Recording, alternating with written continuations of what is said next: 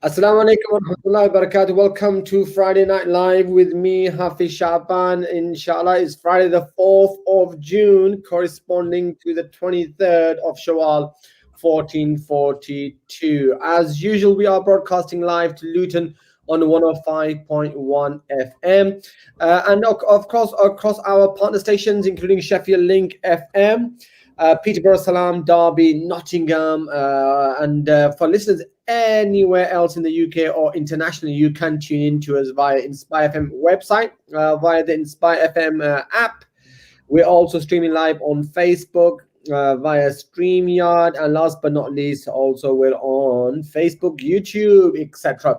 So please do remember to join us this evening. Please do remember to like us, leave us a comment on tonight's show, and most importantly, join today's discussion, join today's debate, get your voices heard. I want to hear your points of view so we can get your questions, your views to our panelists, to our experts, and we can get their opinions and their answers to your questions. Your thoughts, opinions, as always, do count. 01582 481 822.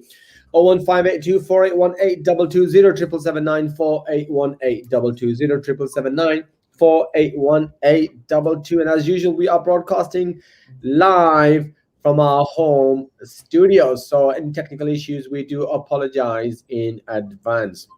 But subhanallah, it's been, I was speaking earlier and I was on mute. So that goes to show I've become a bit rusty now in terms of presenting, because it's been quite a few weeks, subhanallah.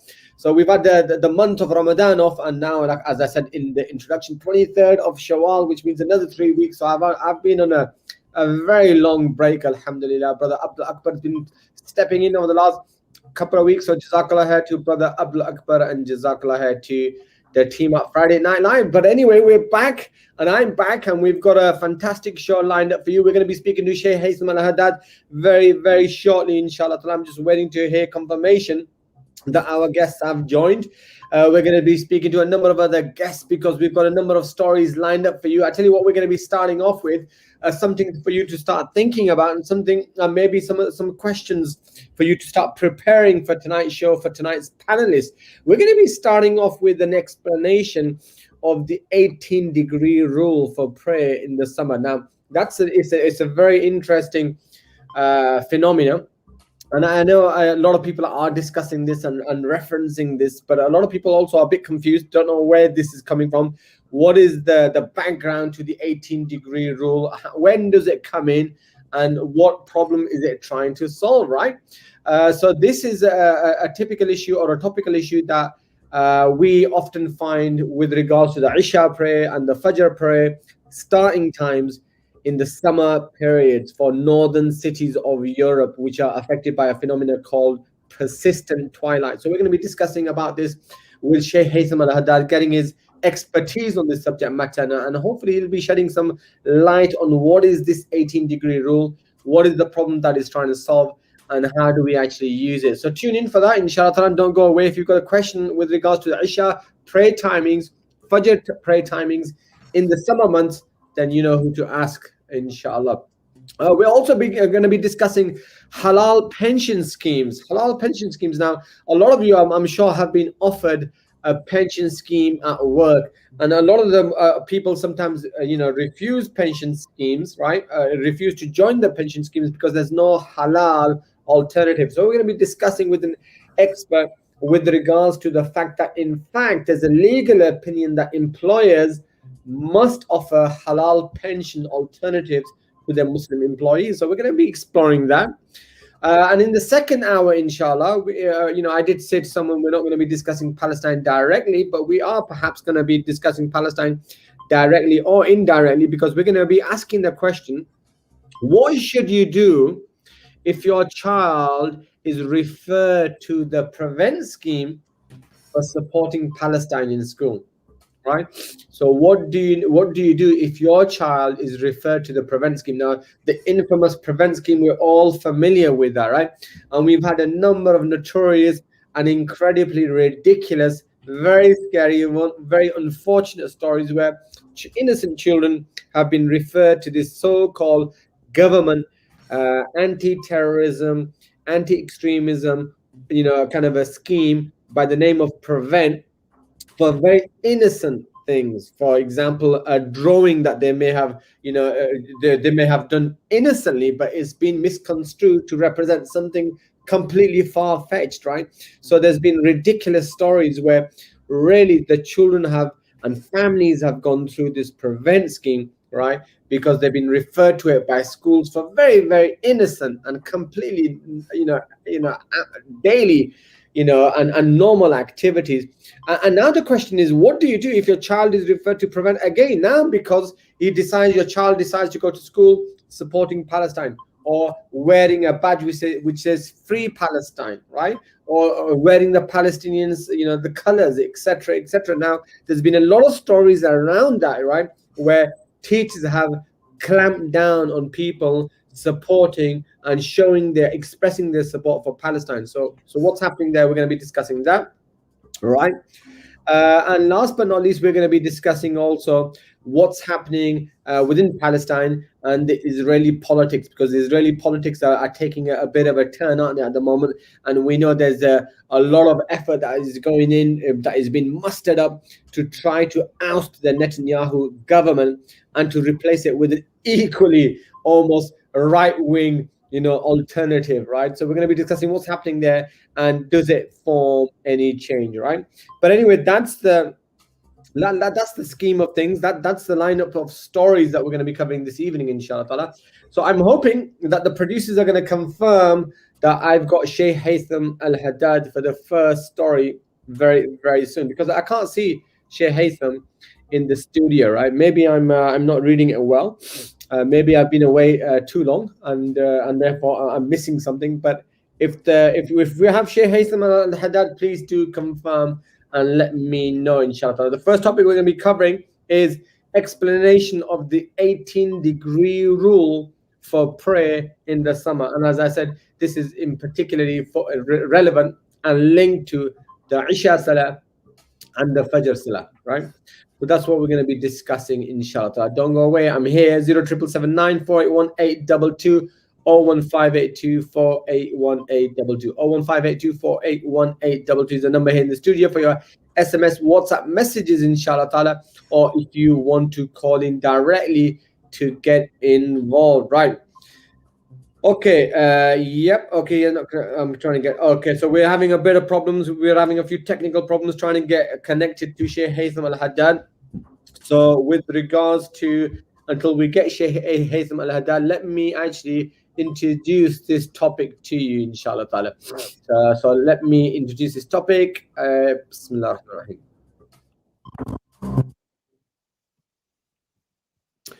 Right. Explanation of the 18-degree rule for prayer in summer. There's been a number of articles actually, and there's been a number of conversations. There's been a number of fatwas that have been issued with regards to the subject. I think we've got a Sheikh. Assalamu alaikum, Sheikh. وعليكم السلام ورحمة الله وبركاته. ما شاء الله. كيف حالك? Am I live now? You are live, Sheikh. You are live, mashallah. Great to see you, mashallah. So this is Alhamdulillah, Jazakallah khair. So you see me, but the audience, they do not see me. The audience also, they can hear you and they can see you, but we see you. Anyone who's tuned into either Facebook or... No, because, yeah. Because I thought that this is radio. Without, if I knew that the audience will see me, I could have applied perfume and, okay, so they can smell the nice fragrance. Yes. No, because I'm walking and talking. Alhamdulillah, great. You're multitasking. So yes, can I? Because this is like 2 in 1. So I'm exercising, yeah, and also I am talking, yeah. And after 10 minutes, I'll be more happier because the hormone will produce after 10 minutes of walking, will produce the what is it? That hormone makes people podium that makes people happy. Oh, Okay, so you mashallah. will be lucky, inshallah. I thought you were going to say that Okay. you would have completed the number of steps for the day, but alhamdulillah, okay, not No, to no, worry. I already completed them, alhamdulillah. I Yeah, already okay, completed them, but this is okay, something extra. Yeah. okay. طيب. Alhamdulillah. Okay, let us start. Can I switch off my camera or Yes, you can. uh, It's up to you, Sheikh. yeah? But Yeah, you said that people there are some people on YouTube or something other yes, than but the radio. the main thing is we wanna hear from you. So if we don't see you, Okay, but we no hear problem. Let me switch off my camera and then we from you. can anyway. Assalamu alaikum everyone. I'll switch off my camera Right. and So let this is us start. a Bismillah. quick introduction of Sheikh to our listeners. So, of course, Dr. Sheikh Haitham Al Haddad, jurist, serves as a judge for the Islamic Council of Europe. And we know, mashallah, a renowned scholar over the last 20 years plus, alhamdulillah. So, Sheikh, we are addressing this topic of the explanation of the 18-degree rules. Now, it can become a bit complicated, but I just wanted to present it for the average person, right? And, and, Yeah, I, and and yeah, I will just ask a couple of questions, inshallah. And then you can, of course, take that opportunity to explain. The fundamental yeah. question is, what is the problem that we are trying to solve? Okay, طيب. بسم الله الرحمن الرحيم. الحمد. Right. Looks like we've the Sheikh either pressed the wrong button or we've got disconnected. But okay, so we'll wait till we get back to Sheikh Haytham. And when we do get back to Sheikh Haytham, inshallah, we're going to be discussing the explanation of the 18-degree rule for prayer in the summer. Right. So I was just about to ask the Sheikh, what is the problem that we're trying to solve? Now, it is no stranger that we all know that when it comes to the beginning time of Isha, Salatul Isha and Fajr during the summer periods for most of the northern cities of Europe.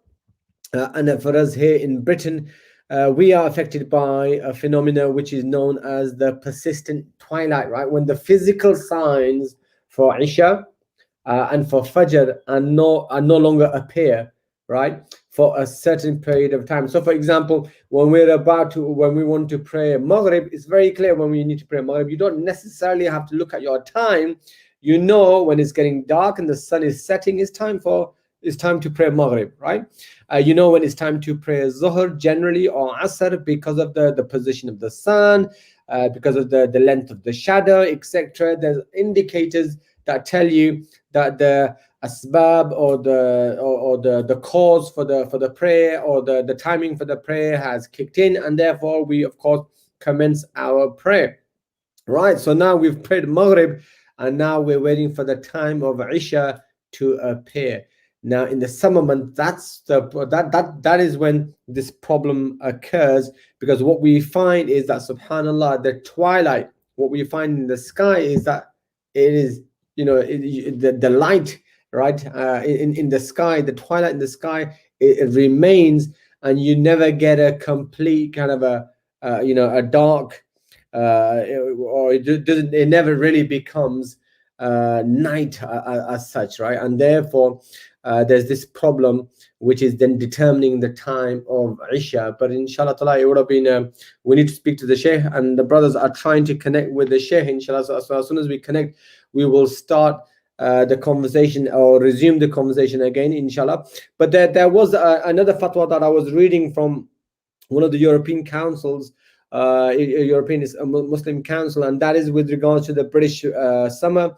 The last time to distinguish the sign of Maghrib, the whole time of Isha, and the beginning of time of Al Fajr all disappear. So the sign for Isha prayer disappears for almost 3 months, according to their definition. And then they continue to say that this creates hardship, and then it actually disappears altogether at a later time, i.e., the twilight, the shafaq, remains in the horizon without disappearing until it all mixes with the whiteness of the morning. And there you can see the problem, that the twilight remains, right, doesn't disappear, and then it almost mixes into the whiteness of the morning. So therefore, what is the time for Isha and when is the time for Fajr? And that's the problem that we're trying to solve. And that's what that is the problem that the jurists have looked at. And then there's been a number of fatwas that have been issued. For example, there are some masajids in the north. I'm from Leeds, and in the one of the masjids in Leeds, they have Sheikh Al-Judai has issued a fatwa, and he also sits on the panel of this European Council, where they actually combine the Maghrib Salah and the Isha Salah, right? They actually combine that, and so I wanted to explore this with Sheikh Haytham, but subhanallah, we will try to reconnect with Sheikh as soon as we are able to do so. In the meantime, let me just give you a quick introduction in terms of what we're going to also be discussing in the next half an hour of the show. We've got employers must offer halal pension alternatives. Now, this is a very interesting conversation that inshallah ta'ala we're going to be having from 6:30 with our brother Muhsin Patel, who's a co-founder of Islamic Finance co-founder of Islamic Finance, an ex-corporate lawyer. A senior lawyer, in fact, has issued a legal opinion stating that employers must provide halal pension alternatives. Now, if you've got a pension, right, at work, right, then let me know. If you've got any questions with regards to your pension scheme, also it's an opportunity for you to raise questions, right? And if you are currently considering a pension scheme, right, then also feel free to raise some of your questions, because we're going to have a brother who's quite who's quite an expert, who's quite a guru in terms of Islamic finance. Also, addresses this issue of pension schemes. An ex-corporate lawyer, so inshallah, brother Muhsin Patel, he's going to be here from 6:30. And when he's here, inshallah, we will be, of course, discussing with him Islamic Islamic halal pension schemes. So that's going to be an opportunity for you to ask questions. Later on, we're discussing Palestine. Next time, we're discussing Palestine, but we'll come on to that later. I think we've got connected to Sheikh Haytham. Assalamu alaikum, Sheikh. Sure. Assalamu alaikum, Sheikh. I was cut off or what? Yes, you were cut off. Alaikum assalam wa rahmatullah. I can hear you. Can you hear me? Yes, I can hear you. Bismillah, Sheikh. What was the last? What was the last thing that I mentioned? So the question, I didn't hear nothing from you. I said, what is the problem that we are trying to solve? And give us a quick understanding of this 18-degree rule. Yeah, we didn't hear nothing at all. Oh, okay. Maybe those who are anti 18 degrees, maybe they cut me off. Yeah, there might be a conspiracy against me. Yeah, okay. Exactly. Anyway, طيب, I don't know. Okay. خير. طيب, I was saying in brief, yeah, Allah Jalla wa Ala says in the Quran, إن الصلاة كانت على المؤمنين كتابا موقوتا. Salah was prescribed upon believers on certain times. And the angel Jibreel came down to teach the Prophet sallallahu alaihi wasallam the timings for the Salah, the beginning, the end of each Salah in Hadith Abi Musa. Also, the Prophet sallallahu alaihi wasallam explained the beginning of each Salah, the end of Salah in Hadith Abdullah ibn Amr ibn al-As, and many other hadith. Allah Jalla wa Ala also says in the Quran, أقم الصلاة لدلوك الشمس إلى غسق الليل وقرآن الفجر إن قرآن الفجر كان مشهودا, which indicates the times for the three main times for the Salah. The time for Fajr, the time for Dhuhr and Asr together, and the time for Maghrib and Isha together. Okay. Now, most of these times are agreed upon. The beginning of the beginning of each Salah time and the end of it, almost all of it, all of these Salawat are agreed upon, except the main difference is the time for the beginning of the Asr time. According to the Hanafis, they believe that it should start after the double of the size of the shadow, and the Jumhur, they disagree with this. We will not go into this. Now, some people might say, so what is this fuss about the 18 degrees? We say that in Europe is located most of European countries, if not all, are located above the latitude of 48. Okay, and as you know, that there is another area which is located above 66 latitude, which is called the Arctic. Now, what is unique about those areas? Now, the areas above 48, what happens is that during summertime, the days become quite long. Yes, as we know that in areas like Finland, north of Norway, north of Sweden, yeah, there are times where the days become almost 23 hours. Okay, the daylight continues for almost 23 hours, and the sun disappears for almost 1 hour and maybe less than 1 hour. Okay, now in areas such as London, which is located between 50 and 51 latitude, we have during summertime long days like these days, yeah, and twilight, the twilight will remain in the sun, in the horizon almost all the time. Yeah, we will come to that. So the when the sun disappears, the twilight, yeah, will be seen in the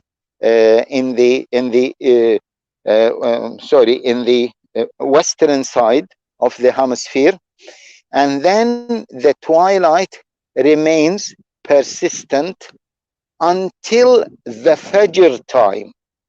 Okay, which means that the twilight of the Maghrib continues all the way until the Fajr time. Hence, how do we decide the beginning of Fajr?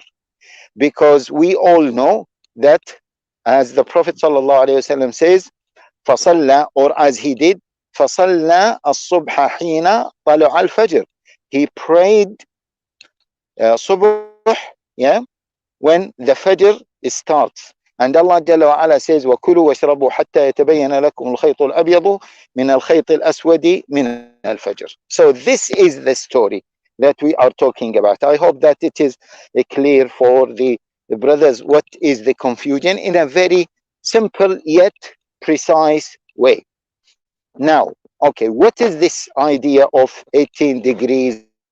What is this disagreement about 18 degrees? Now, the early scholars, yeah, they used to, or the early Muslims, they used to depend on their eyes to decide when the Fajr starts, when the Fajr ends, when the Dhuhr starts, and so on. Yeah, and it was mentioned in Hadith. Bilal, for example, the Prophet ﷺ says, "Inna Bilalan yu'adhinu bilayl, fakulu washrabu hatta yu'adhina ibnu Ummi Maktoum." And he was a blind person, and he used to send a person to watch Fajr for him, and then he would say to him, "Yes, the Fajr time is started," and then he would raise the adhan.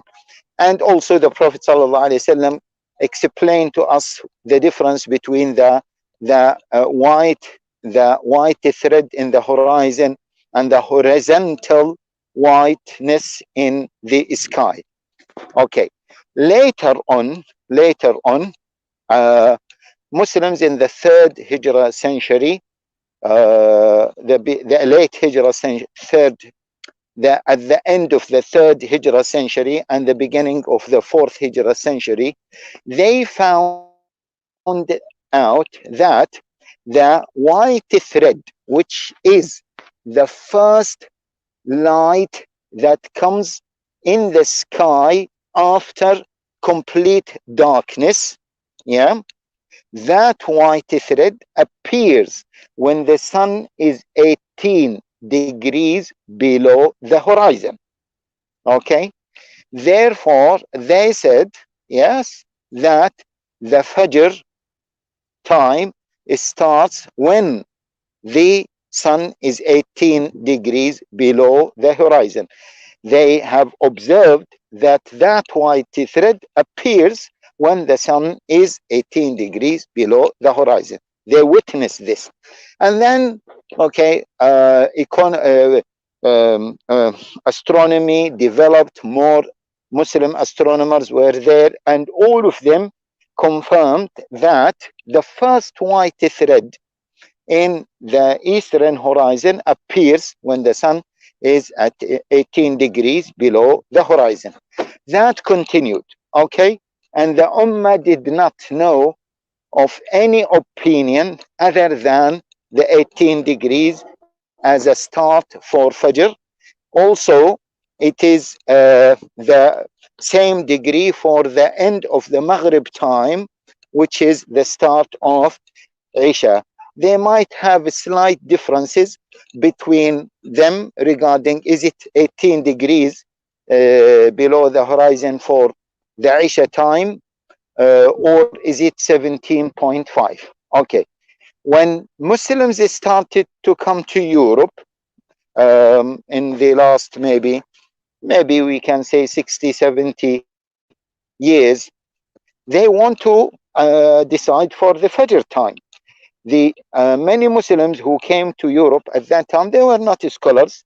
They were lay people coming for social political reasons, and they went and they witnessed that the Fajr, yeah, for example, in the UK, in London, during summertime, appears at around 2:30, maybe 3 o'clock. Okay, so they set their timetables accordingly. That the Fajr starts around, for example, in London, maybe 2:40, something like this, during summertime. Yeah. Uh, and then slowly, with the presence of more Muslims and more scholars are coming here, young Muslims are educated more about Islam. Islam is not becoming the very traditional one. It becomes like a scientific Islam.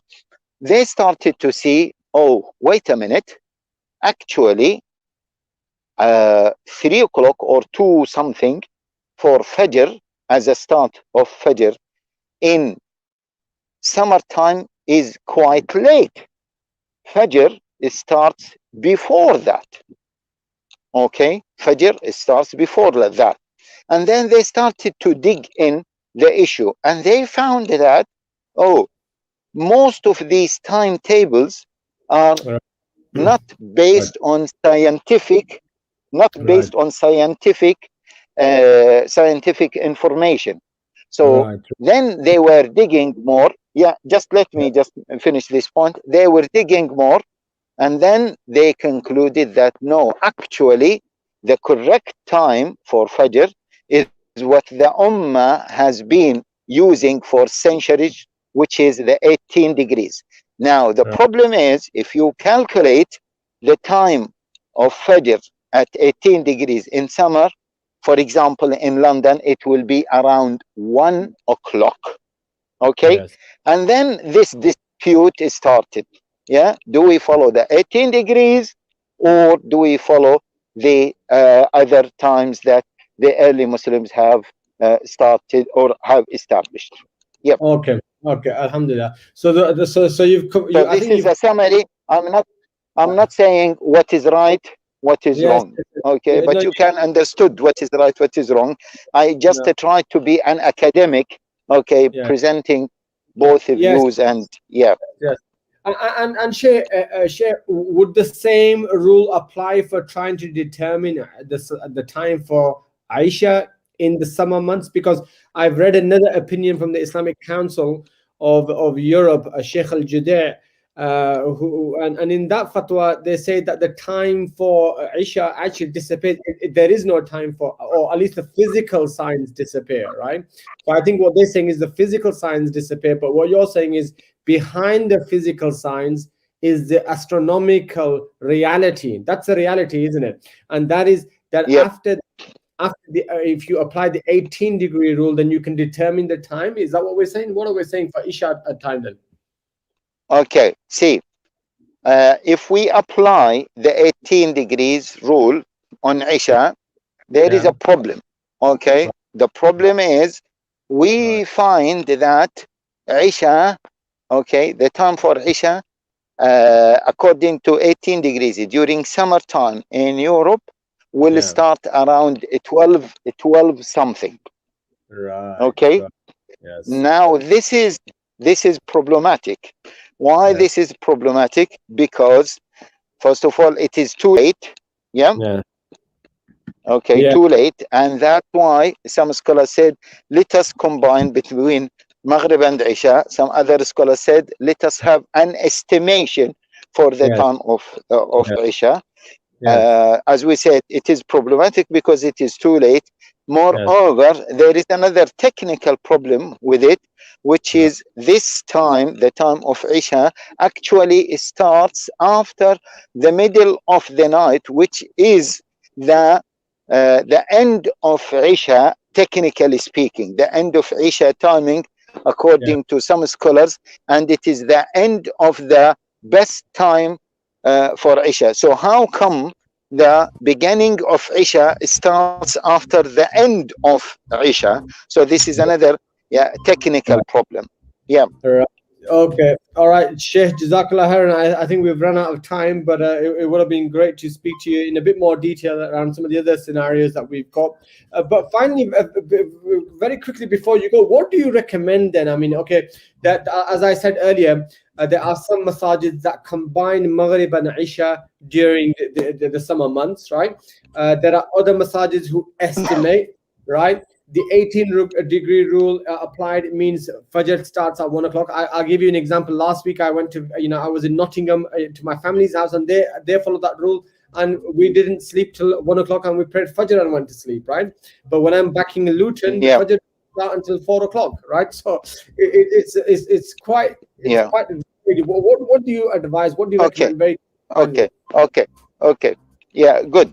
Let me say that regarding Isha, yeah, we have two times: the Mm. during winter time and during summer time when Isha becomes late. When Isha Yeah. becomes late, the matter is flexible. Okay. The matter is flexible, and there are so many fatwas from different scholars that the Right. matter is flexible. However, Mm. we even the OIC Council, Fiqh Council, said Yeah. you can make jama' occasionally, but don't make it as a habit. Okay, Okay. so this is Okay. during summertime.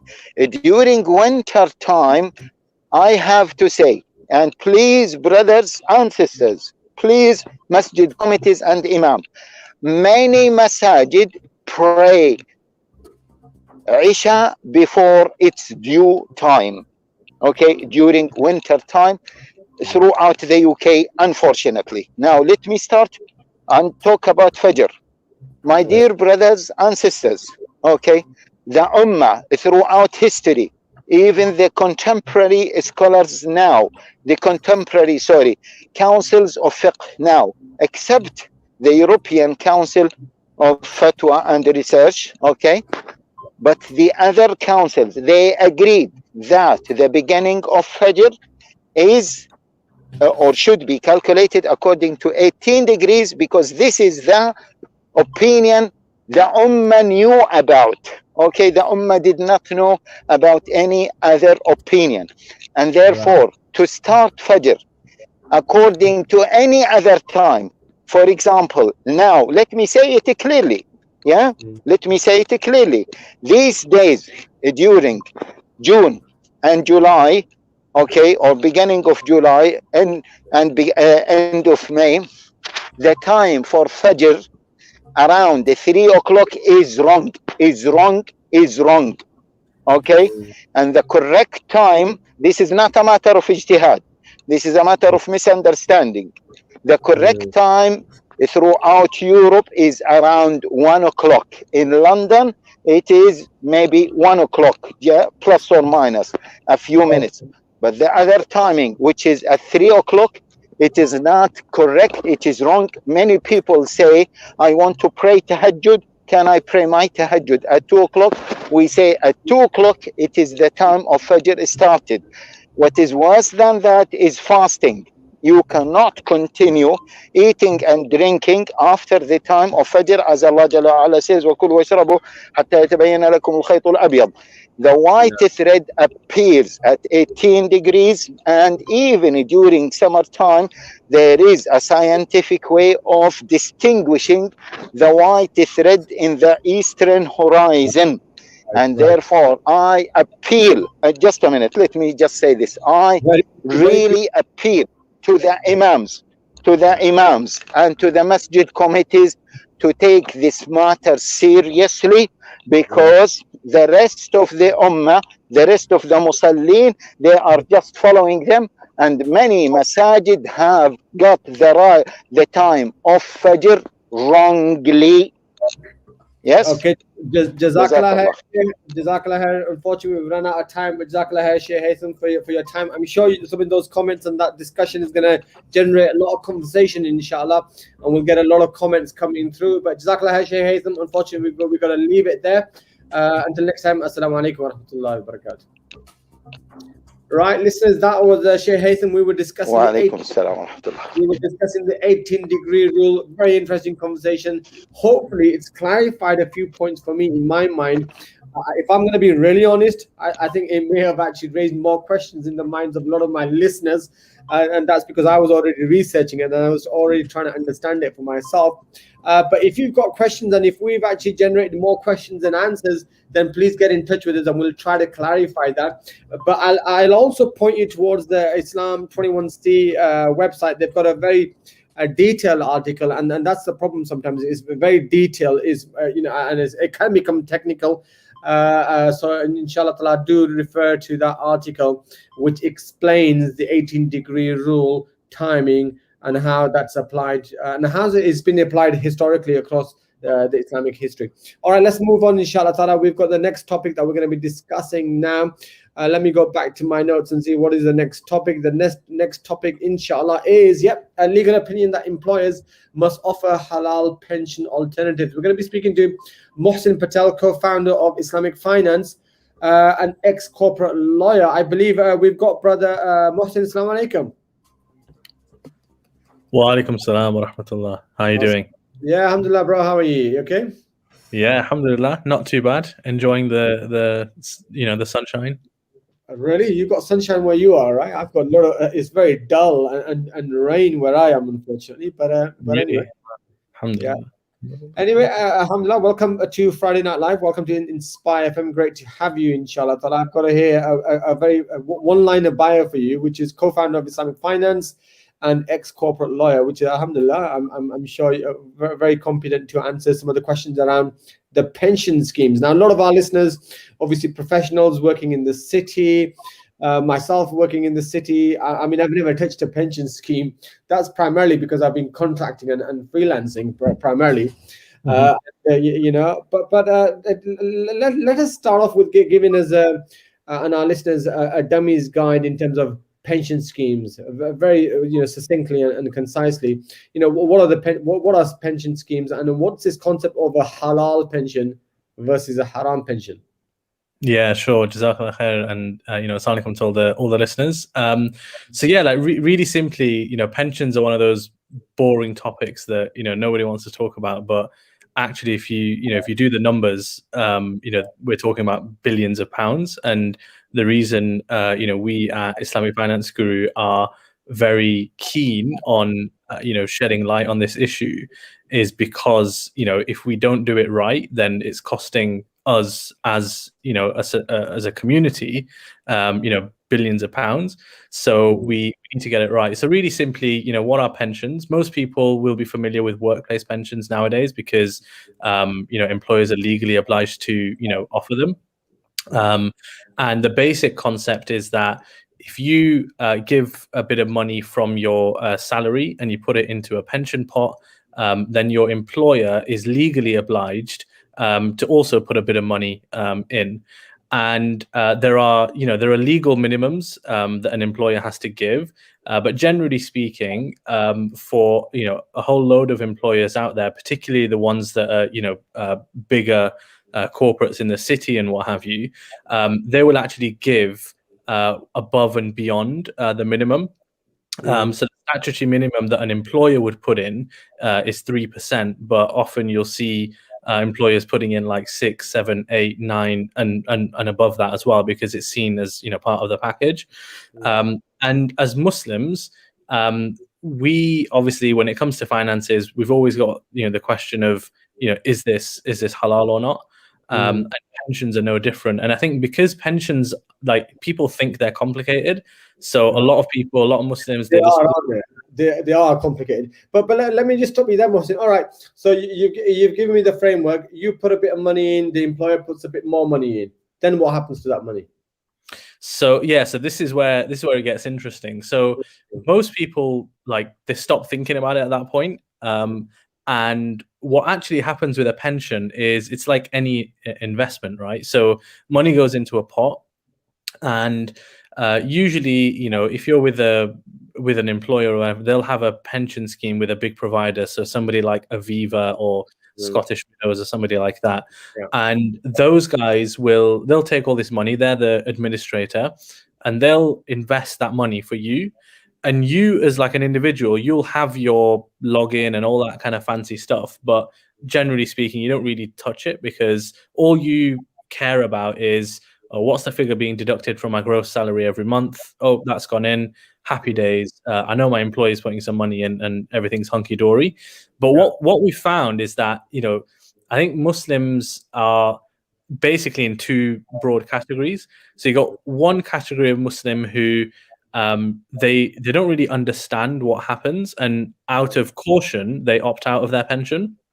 And so they lose out financially because it's basically free money, right, that the employer gives you. So that's one category. And then the other category are Muslims who they haven't even comprehended the fact that something haram might be going on once the money's gone in. Okay, all right, fine. All right, so what happens to that money? Okay, it gets invested, right? So if it gets invested, am I at risk, or is there a potential risk that money could actually be lost as a result of that investment? So I mean, technically yes, but in reality, very, very little chance. So because it's a pension, it's in there for a long amount of time, and I guess this is where the Islamic issue comes in as well, because what these guys will be doing is they'll generally invest it in the stock market. So they'll put it in what's known as a fund usually. So a fund is it's a professionally managed thing, where a fund manager, they'll have a basket of companies that they invest in, and generally speaking, we're not talking about tiny companies. We're talking about massive publicly listed companies, right? So the chances are that as long as you're in the stock market for a long enough period of time, you'll kind of smooth out any downturns, and you'll come out at the end of it on top. But the problem is here, which is that because they're investing in the stock market, not all of the stock market is permissible. So how do you tackle that? But isn't that a problem, Mohsin, even before that? I mean, the point is, if you're a partner in an investment, then you're also a partner in loss and in profit, right? But here, the pension scheme seems to be is a guaranteed return, and you're not a part of that loss. Isn't that a problem from an Islamic financing perspective? So there is risk, because you're investing, right? So as I said before, it's a technical risk. Okay. Because the stock market will plummet for 50 years, but it's unlikely.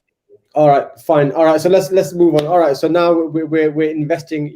We've got this pension scheme. We've got a number of options available.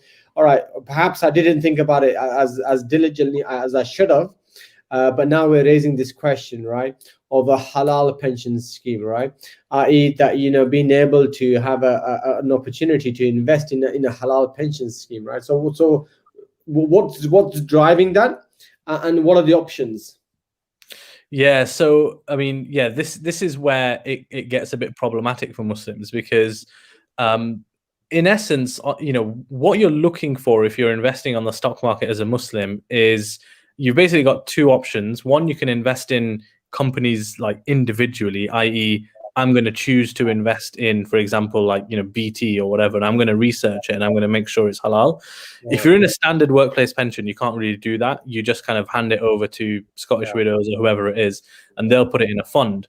Now, the problem is that there aren't that many funds which are, certified as being Sharia compliant. There are very, very few. And what we found, because, we get tons of people emailing us and what have you, what we found over the years is that a lot of Muslims were having difficulty in explaining to their employer that there are Sharia compliant funds out there. Like they just either they didn't get it or they didn't want to get it. But in essence, the bottom line was that Muslims were struggling or are struggling to access Sharia compliant funds. Okay. I mean, isn't there? I mean, like you said earlier. I mean, if the employer is with Scottish Widows, for example, as a pension provider, and all the employees are therefore linked to that pension provider, then how do they then bring about a choice in terms of selecting and choosing a pension provider? Is normally my company is with this pension provider and that's it. I'm with that provider. But anyway, that's one scenario. The other thing is, I have recently seen a number of programs, whether it's Radio 4, whether it's some of the other media channels, where people are becoming a lot more morally kind of cognizant, ethics come into it. Where's my money being invested? And and even in those kind of industries which are kind of environmentally friendly and so forth. So is there a rise in that kind of a conscientious kind of investor and people who are asking those kind of questions, and therefore there's a market, isn't there? People are providing providing an opportunity for people to invest in those kind of areas. Then. Yeah, 100%. Like it's definitely on the rise. Even from a mainstream perspective. Although it is important to differentiate ethical with Sharia compliant. Like I know they're often conflated, but they're not the same thing, particularly from an investment angle. There are things which may be ethical but are not Sharia compliant, and vice versa actually. Things which Sharia compliant which may not be deemed ethical, and so I guess from an individual's point of view, just going back to your earlier point about, if let's say my workplace is with Aviva or Scottish Widows or whoever it is, that is what it is. And I have to kind of, make do with that. That's fine. But generally speaking, what you'll find is that most of these big operators will have within their offering, they will have a Sharia compliant fund. But sometimes it's like, it's digging for that and making that really clear. Okay. All right. So that's interesting. All right. Jazakallah khair. For that. All right. Next question is, all right, what is the before we continue in exploring further pensions, what is an alternative to pensions, and what are you finding? It might be a bit of a generalization and a general statement, right? But are you finding the Muslim community? I guess you're gonna tell me that there's a difference between the younger generation and the current generation, and maybe the past generations, and what their attitudes were towards pension schemes, right? But are you finding that the Muslim community are actually getting involved in pensions and pension schemes and becoming a lot more active in that area, right? Or are they still passive? Because traditionally, and I tell you, I'm a bit of a conservative. People would say, all right, have you got a pension scheme? And I say, no, I haven't, because I consider my children as my pension, or I consider some other real estate that I prefer to maybe buy an asset or buy an estate, right? And use that as my future kind of a pension, as opposed to relying upon a scheme which we know is prone to gaps and issues and problems. And we've all seen the headlines being made in the news over the years with regards to pension funds and the gaps in the pension funds. What are your thoughts on those two areas? Sure. So I think that I think that the current state of affairs is that Muslims are, on the whole, a bit more shy of pensions than they probably should be. And the reason I say that is because the wave of like this workplace pension being compulsory is, of course, a relatively recent phenomenon.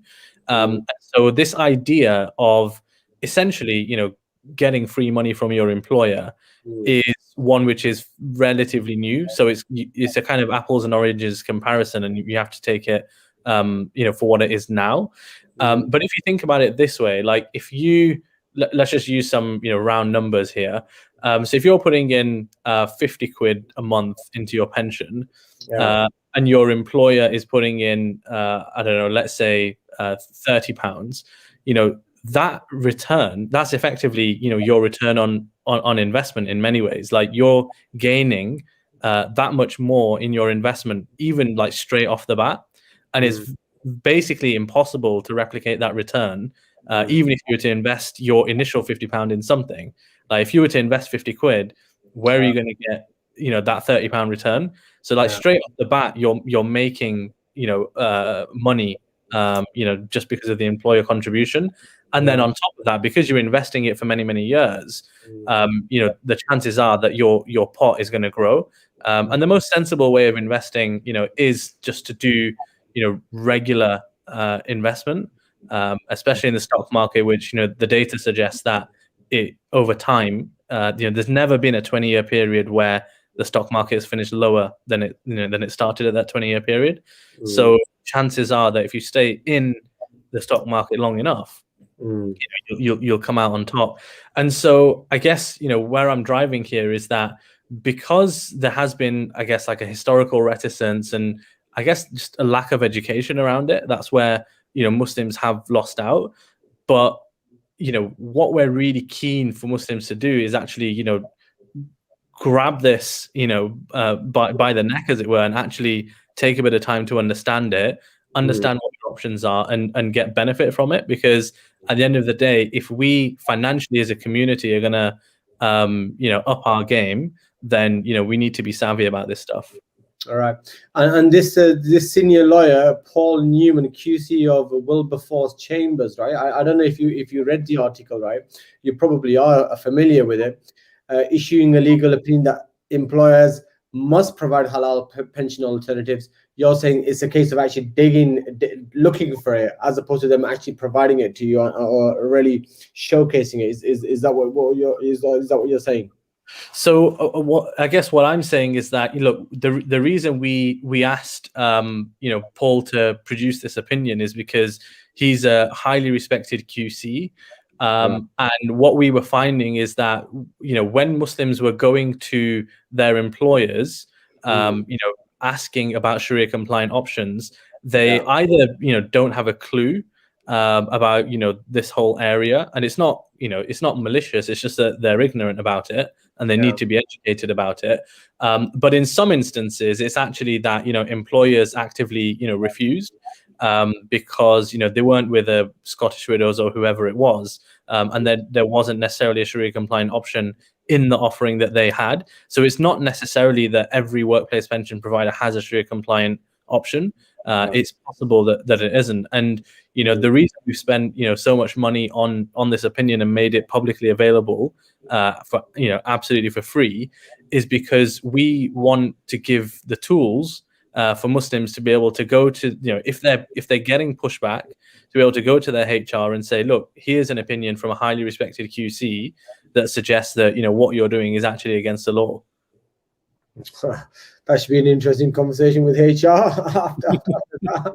But anyway, we've got just a couple of minutes remaining. It'll be good, Mohsin, just to get quickly your general advice and final few comments with regards to a lot of Muslim professionals out there working there with regards to pensions and with regards to how they can make their money go an extra mile, so as to speak. Yeah, no, absolutely. I mean, the first thing I'll say is make sure you visit the website, IslamicFinanceGuru.com, for just general kind of education and, everything that we offer. So, check that out. But I guess, specifically on pensions, I would definitely encourage, listeners to, just upskill themselves. If you feel like you don't really understand pensions, then, there isn't really a good reason for that other than our own, lack of effort. So it's definitely worth spending 30 minutes online reading about workplace pensions. And then once you understand, the basic concept from a mainstream perspective, then, understand it from an Islamic perspective as well, which is that, really simply, once you're enrolled in your workplace pension, log into the portal that you get given by your employer, and make sure you change whatever you're invested in to a Sharia compliant fund. Right, fantastic. Unfortunately, we have run out of time, and I'm just looking at your website. It looks very professional, mashallah. Brother Mohsin Patel, co-founder of Islamic Finance Guru, Jazakallah khair for joining us on Friday Night Live and giving us your expert views. Jazakallah. Right, listeners, that was Brother Mohsin Patel, co-founder, Islamic Finance Guru, and we were discussing halal pensions. We're about to go into a commercial break. When we come back, we will be discussing, right, and this is a question for our listeners, what to do if my child is referred to Prevent for supporting Palestine in school, right? If you've got any stories to share with me, 01582 481 822 0779 481 822, I want to hear from you. I'm going to go a commercial break. When we come back, we'll continue. Assalamu alaikum. Areas. It is now time for Salat al-Asr. लुटन और इसके मज़ाफ़ात में नमाज़े असर का वक्त हुआ चाहता है. This azan has been sponsored by Ideal Properties. Contact us on 01582 721110 or log on to www.idealpropertiesltd.co.uk. Allahu Akbar, Allahu Akbar. Allahu Akbar, Allahu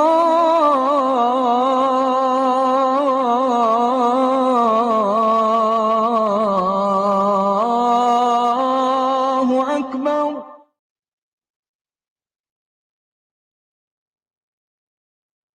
أشهد أن لا إله إلا الله.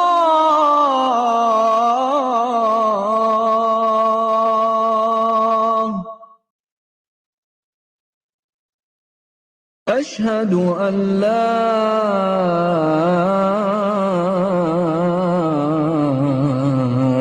إله إلا الله.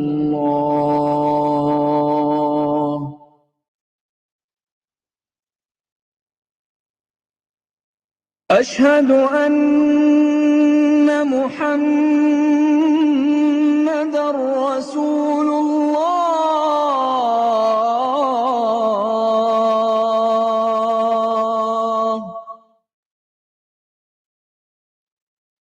أشهد أن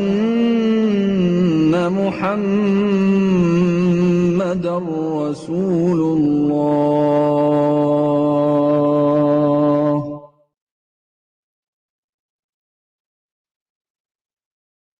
حي على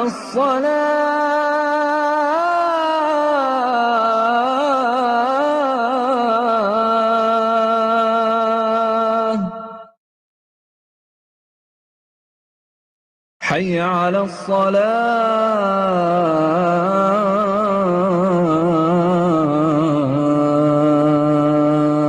الصلاة. حي على الفلاح.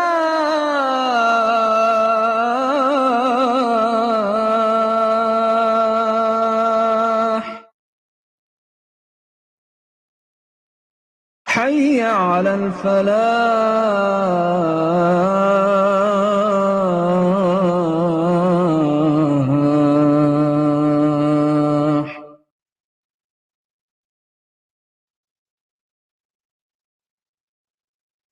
الله أكبر،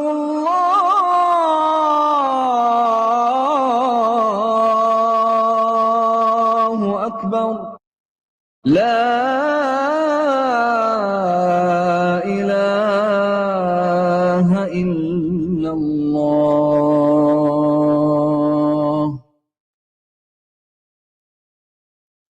اللهم رب هذه الدعوة التامة والصلاة القائمة آت محمدا الوسيلة والفضيلة والدرجة الرفيعة وابعثه مقاما محمودا الذي وعدته إنك لا تخلف الميعاد.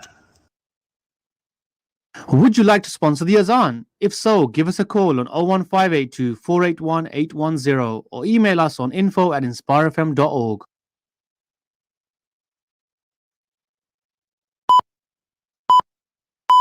From the studios of Inspire FM, the time is now 7 o'clock.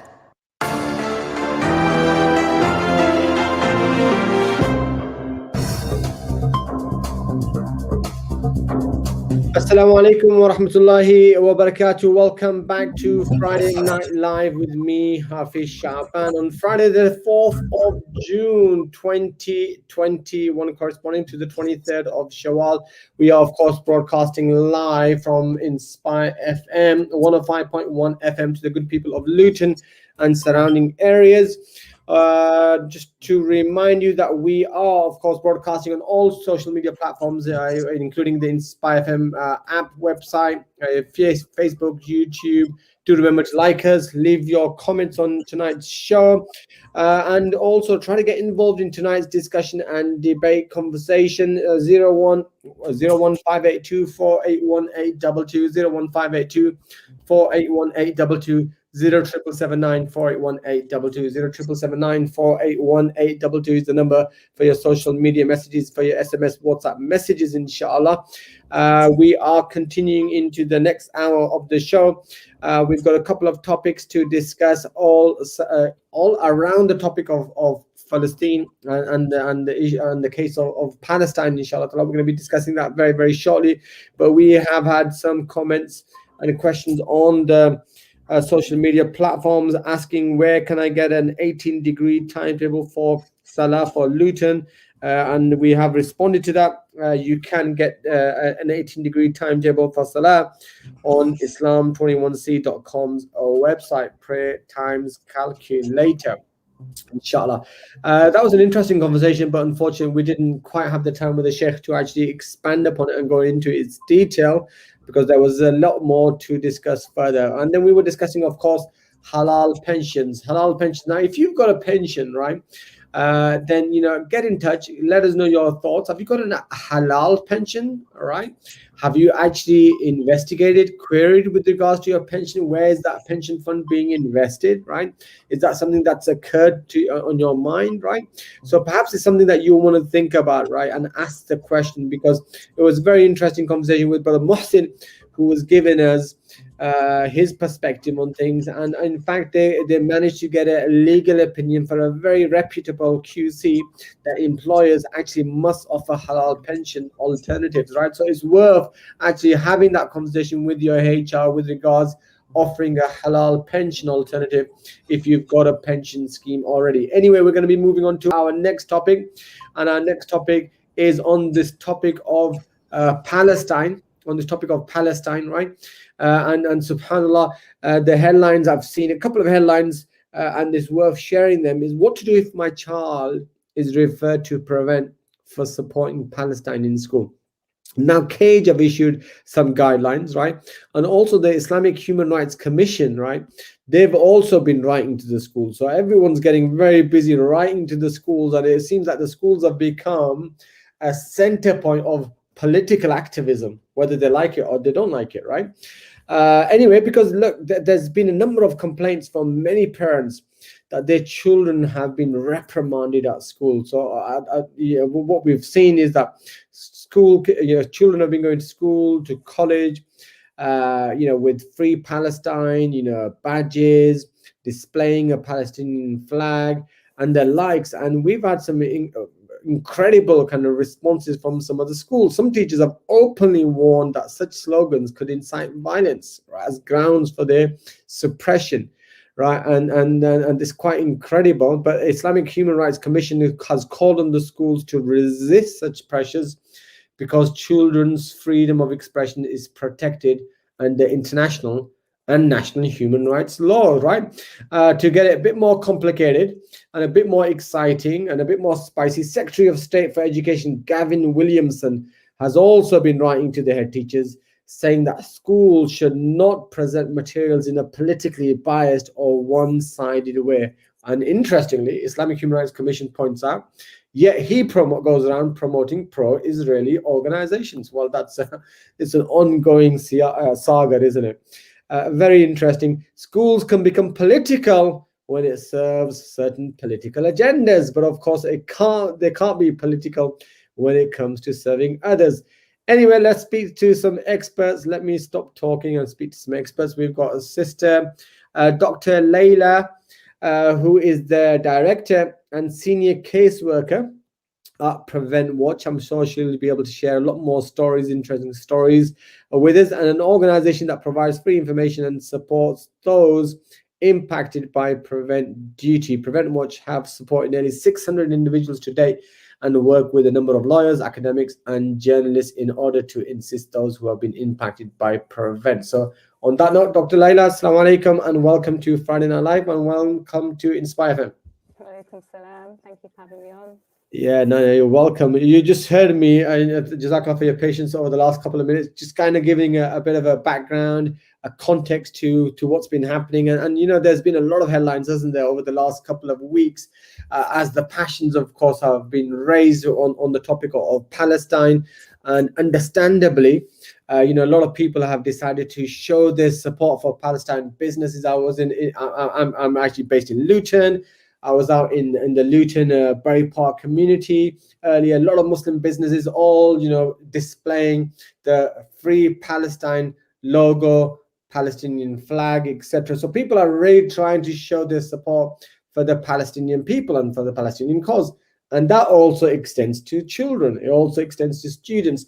And of course, they've been displaying their support, right, for the innocent people of Palestine in schools and colleges. And that's created a bit of a problem, hasn't it? Yeah, so we've received a number of calls from parents who have been quite concerned that perhaps their children might be referred to Prevent because their children have been punished already in the school for, you know, whether it's wearing the wristbands or trying to organize demonstrations at school. So we have received a lot of fresh calls from parents to say, you know, what do I do? How do I know? Have they been referred to Prevent? And it's especially confusing because although at the moment, it's still quite early days to suggest that there has been a genuine increase in actual Prevent referrals. There has definitely been a lot of Prevent rhetoric being used by staff members to justify some of those punishments to the children. So when they're trying to explain, you know, this is why we're excluding you, they're all a bit muddled up. And so they'll say things like, okay, anti-Semitism, but then they'll also say things like, oh, you know, your views are racist, and oh, this is why people join groups. And this, so there's a few angles and a few kind of bits of terminology that we would expect to see when it comes to, you know, when they're justifying making a Prevent referral. Right. If you look at Prevent, actually historically, Palestine has always been an issue that has caused concern when it comes to Prevent, because it is seen as like a Muslim grievance. Yeah, so let's just come on to that. But we're getting a bit of interference from your side. I don't know what it is. Right. So okay. So it seems like it's quite a confusing, right, context and circumstances at the moment across the schools. I mean, it's quite incredible, isn't it? Wearing a Palestinian colored wristband, right, could almost trigger, you can almost trigger you being referred to Prevent. I mean, that's quite incredible, isn't it? Demos, I can understand, maybe is becoming quite political, trying to organize a demonstration in school, but just wearing a badge or a wristband. I mean, for example, would they do the same if I was wearing a badge which said Black Lives Matter?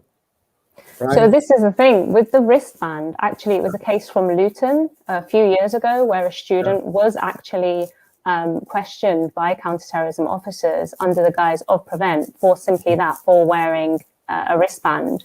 I think after that particular incident and when that story hit the headlines, and rightly so for how ridiculous it was, you know, the Prevent lobby got pretty badly burnt by that, because it added to the toxicity that already surrounds Prevent. So I think that's probably one of the reasons why we haven't seen a lot of obvious like Prevent referrals coming through. I don't think at the moment, even if schools are calling the Prevent team to ask for advice, to seek advice as to whether or not they should refer it to Prevent. I don't think at the moment a lot of the cases are being transferred into referrals, simply because Prevent would probably rather that the schools just deal with it, and they can deal with it. I mean, they've been issuing exclusions and detentions and all sorts of punishments already. So what's the data? Is there any data? Or is it too early at the moment in terms of data and statistics, cases? Even if it's not Prevent refers at this stage, but what we have seen is teachers making statements, teachers, taking action, at certain schools.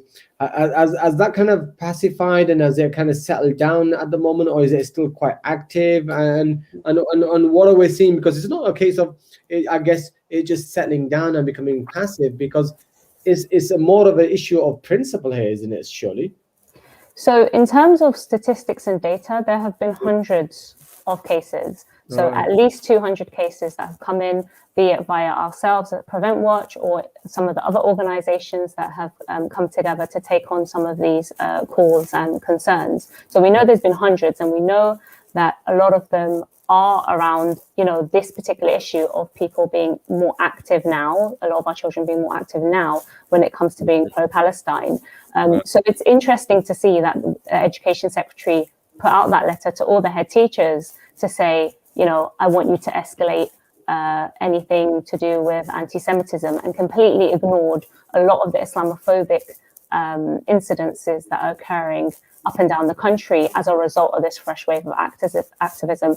When they say, schools are apolitical, like you said, it seems to be that some politics are allowed in schools and others aren't, because just recently we had BLM, just recently we had LGBTQ, all of these things were being discussed openly in schools, and we were being told, no, we want this to be in school. Children need to speak about it. They need to learn. They need to understand. Yes. And yet when it comes to issues around Palestine, this link is being made. And I don't know if you saw recently, there was actually a comment by ministers in Parliament who said that they wanted the widely boycotted independent reviewer of Prevent, who is William Shawcross. They want him as part of his Prevent review to look at any potential links between anti-Semitism and Islamist extremism, right? So they didn't say all forms of extremism, no, specifically anti-Semitism and Islamist extremism. And who are the people who are going to be flagged up by this if schools and politicians feel more emboldened that perhaps potentially there is a link? And we know William Shawcross's views on Muslims and Islam already. They're widely publicly documented that he doesn't have the most favorable view. So we can only imagine what his conclusion is going to be around this potential link. So already we see there's a link between, or not a link, we don't see that link, but there's this assumed association between being pro-Palestine, being anti-Semitic, and now there seems to be this drag, as you can see from some of the narratives coming out, that link is going to be, tried to be made between anti-Semitism and then Islamist extremism. Yeah. I mean, the link between anti-Semitism and anyone who criticizes Zionism and tries to criticize, Israeli actions against the Palestinians is always being made there, almost that you can't criticize and ask questions, otherwise you're, weirdly and illogically anti-Semite, right? So it's very, very strange. But anyway, let's go back to this question of colleges, schools, universities. We know, but I mean, it's almost, the first kind of reaction, the stories that I heard, it was almost that the children were breaking the law. It's almost as if they were breaking the law. And I thought, hang on, is there a law against school children being political? Is there a law that the children are breaking in school if they support and raise the case of Palestine? And lo and behold, according to the letter of Islamic Human Rights Commission, no, in fact, it's the contrary. It's the contrary. The fact that the children should have that public, space to actually raise and engage in debate, political debate. Isn't that something that should be healthy and encouraged? I guess it should be, and it is, unless it's Palestine. So it's interesting because some of our early cases coming through on this issue have shown exactly that the children are being treated as criminals, to the point where, police officers are speaking to them within the school about this issue. So obviously it is, early on in the cases, so I can't mention too much about what's happening, but this is happening. It definitely is happening. It's going beyond the school and the staff and into the realm of police and sort of escalating it simply for this. Yeah, really incredible stuff, right? Really incredible stuff. I mean, I can imagine the police, as a child who's, totally law-abiding, goes to schools, has just got, has seen what's happening and genuinely wants to raise a debate and a conversation, and suddenly he's been referred to the police officers. I mean, that's quite incredible, and I'm sure, the details will emerge later, right? But I mean, also the schools have become a platform and a landscape of I was going to say, quite confusion. You've got the government and the government political agenda of prevent, being, gone into law, and then obviously been forced into a lot of institutions, including the schools. And then you've got this case of Palestine, and then on the other hand, you've got CAGE, you've got Islamic Human Rights Commission writing to almost 1,500 schools, telling them, quite the opposite. Isn't it confusing for teachers? Do you think, and do you feel for that? And is it more confusing for children? I think there has been a lot of pressure, certainly, on teachers. We saw that with the introduction of the prevent duty, where they were being asked to, spot signs of radicalization. And we see it in other aspects as well. So it's this latest letter, for example, that says, if you don't escalate these cases accordingly, then we're going to report you to the bodies such as Ofsted. And we've seen Ofsted, downgrade a nursery for not being adequate in being able to spot the signs of radicalization in 4-year-olds. So, if you can downgrade a nursery because, children that are barely out of nappies, you can't spot the signs of radicalization in them, then certainly it is very confusing. And I think there has been a lot of confusion. It has definitely reinforced a lot of bias and prejudice that may already linger in certain schools. And I think it has been purely for political and financial interests. There is no issue of national security here when it comes to children talking. And I think the best thing of this all is that we've seen this fresh wave, this new generation come up, speak up confidently, in the same way that we've seen the increase, the new generation of resistance in Palestine. Like we've seen this new generation of youth who want to speak and who have actually been educating their teachers. And when you see some of the arguments, some of the audios that have been circulated, the children have better arguments actually rooted in international law compared to what their teachers are trying to justify the actions with. No, absolutely. If you actually are prepared to have an intellectual and a rational conversation, then you don't have much to stand on when you're completely violating your own standards and your own laws and legislation that you're constructing, right? But anyway, let's come back to this point, Dr. Leila. So what are you advising parents, right? And what do you advise children? What do you advise our listeners, right? So we've got a lot of Asian Muslim listenership, and they're going to be listening to our show tonight, and they're going to be thinking, all right, so what do I encourage my children? Do I encourage them to show support? Do I encourage them to stay neutral? Do I encourage them, okay, you know what, do that, but don't do it in school, and leave that to the masajid, and leave that to the political activism on the streets, but in school just focus on your studies? Should we have this kind of a dichotomy and a kind of a split personality where I'm happy to raise that cause outside school but not inside school because it's going to get me into trouble? What do you advise parents? I think that silencing of our children is going to be quite problematic, and to be honest, I don't think it will work. I think we've seen it in our own generation when our parents tell us, oh no, be quiet, and then I can't imagine the next generation is going to actually accept any of that in a way, even if they were to advise. I think a lot of support is required from the parents to the children at the moment.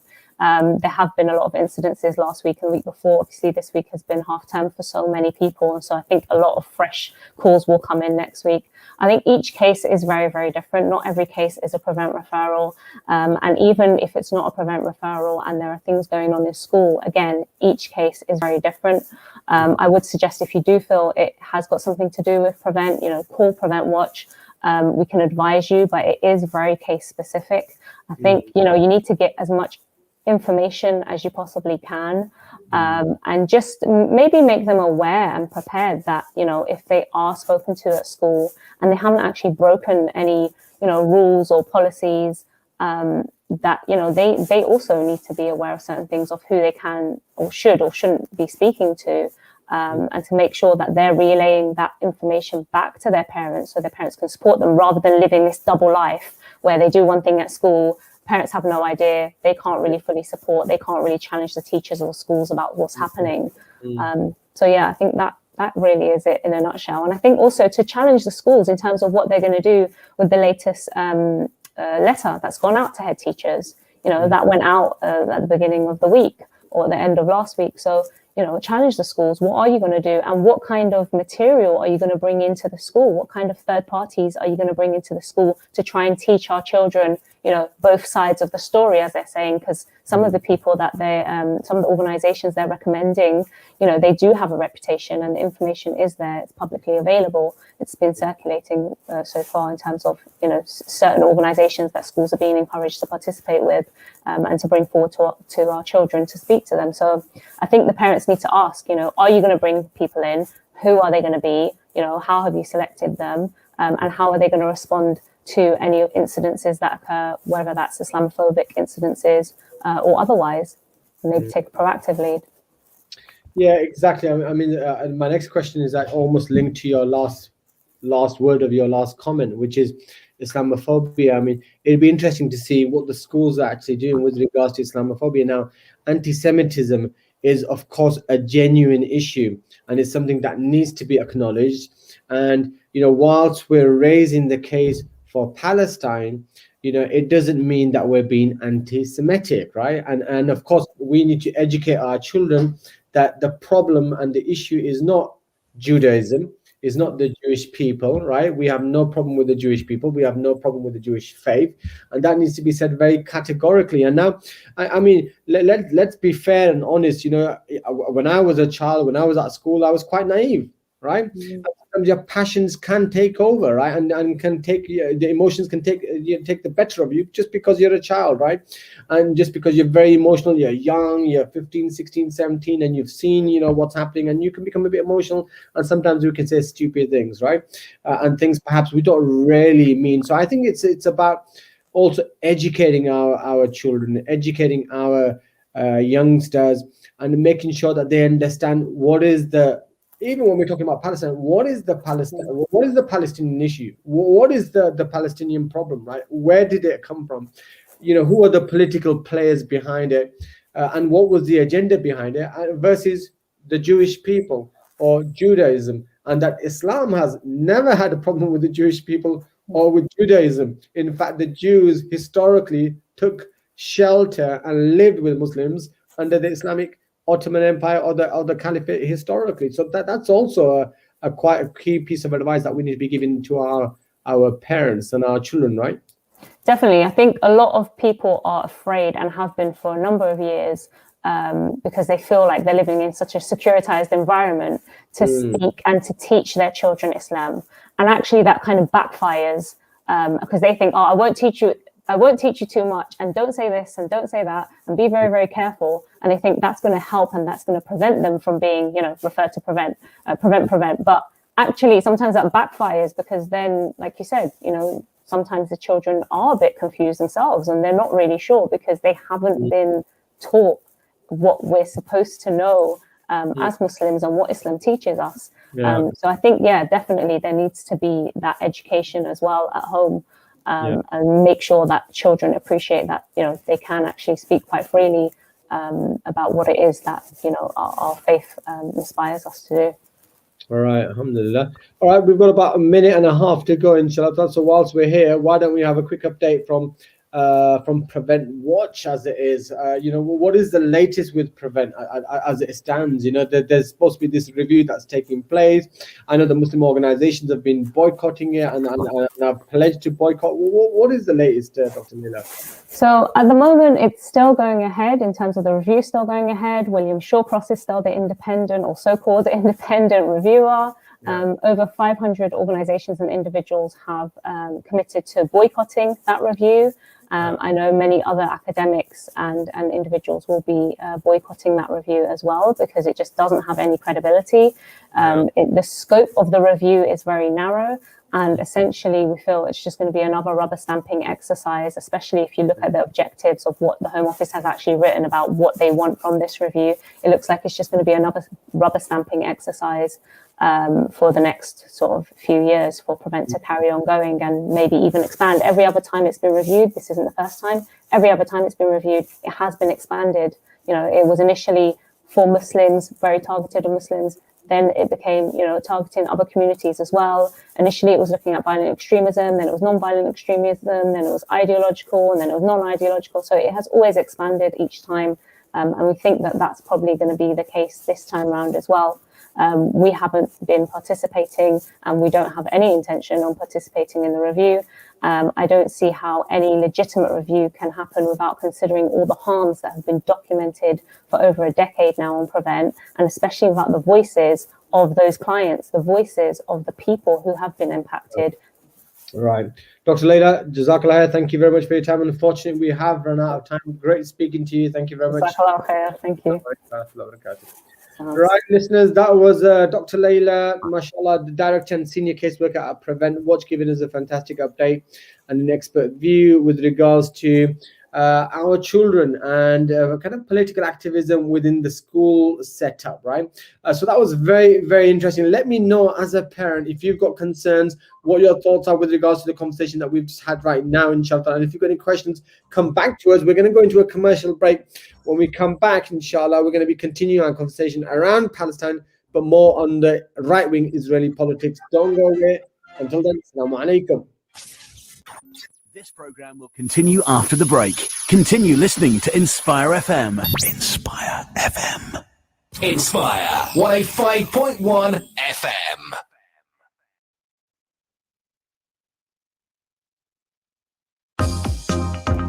Assalamualaikum, my name is Shamshid Zaman. This is Atik, no comment, Malik. My name is Dawood Masood. Solly Martins. I am Thornton Glenn. I'm PC Hunter. My name is Mushtaq Koyas. My name is Sufyan Sadiq. My name is Chris Nichols. My name is Fahad Matin. I'm Kelvin Hawkins. Naseem Ayub. My name is Peter Adams. My name is Fahad. My name is Jamal Clark. Castle Dave Taylor. My name is Sergeant Perry. My name is Riyadh. This is your brother Raheem Jung. You are listening to Inspire FM 105.1. You know where to keep it tuned.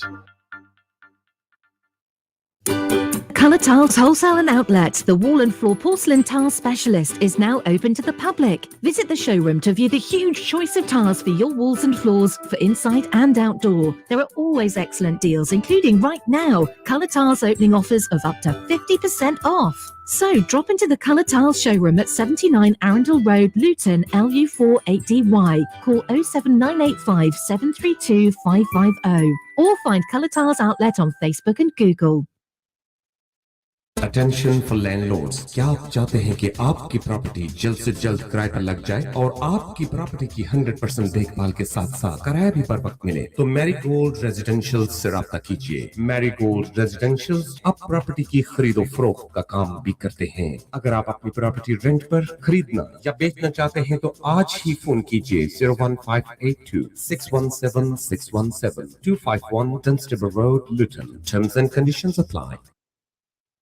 AK Windows South Limited, manufacturers and installers of high-quality UPVC windows and doors, bifold doors, composite doors, conservatories, porches, skypods, fascias, guttering, and much, much more. We specialize in double glazing and triple glazing using the best German profile. If you want quality at affordable prices, AK Windows is the place to go. If your house needs a facelift, you know who to trust. For a free quote, call AK Windows today on 01582 483 777 or visit us at Unit 10E, Britannia Estate, Leagrave Road, Luton. 10 सालों से आपके ताउन से एसकेटी welfare ने लाखों अफराद की मदद की है जो खुराक, रिहाइश, पानी और तिबी इमदाद की कमी की वजह से मुश्किल से दो चार थे। पाकिस्तान, शाम, अफ्रीका, यमन, फलस्तीन और बांग्लादेश में रोहिंग्या महाजरीन की मदद के लिए आपका शुक्रिया। अभी अतिया करें 0300 3020 786 या www.sktwelfare.org। रोजाना आपके सिर्फ 85 पैंस किसी को जरूरी खुराक मुहैया कर सकते हैं। It feels good to recycle, but are you sure you're putting the right rubbish in the right bin? Are you sure that what you put in your green-lidded recycling bin can be recycled? If a green-lidded bin contains non-recyclables as well as recyclables, the entire contents can't be recycled. We want to make sure all the recycling we collect can be processed properly. So please don't put things like blank bags, nappies, food, glass, and most importantly, dirty, unwashed packaging in your recycling bin. Visit luton.gov.uk/Luton bins to find out more. The Prophet Muhammad sallallahu alaihi wasallam said, the most blessed nikah, marriage ceremony, is the one with the least expense spent on it.